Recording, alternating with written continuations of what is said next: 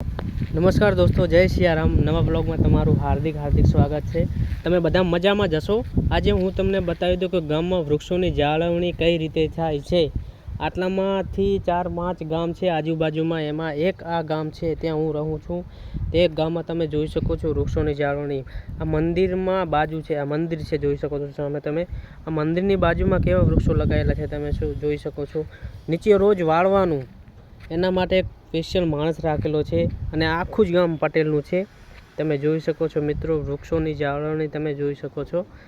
આવી જ રીતે જો વૃક્ષોની જાળવણી કરશું તો ગરમીનું પ્રમાણ ઓછું રહેશે, વરસાદનું પ્રમાણ વધશે.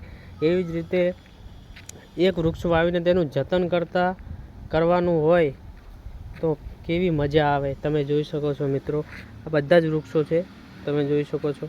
આ હું તમને નીચેથી બતાવી રહ્યો છું, બાકી ઉપર કોઈ ધાબા ઉપરથી બતાવીશ તો તમને એવું લાગશે કે આટલા વૃક્ષો હશે. તમે જોઈ શકો છો મિત્રો, સામે બધા મંદિર છે, મંદિરની બાજુમાં વૃક્ષો વાવેલા છે. તમે જોઈ શકો છો. આ ગામમાં કંઈક કચરો જેવી વસ્તુ તમને દેખાય છે કે કેટલું સાફ સુથરું ને મસ્ત ગામ છે.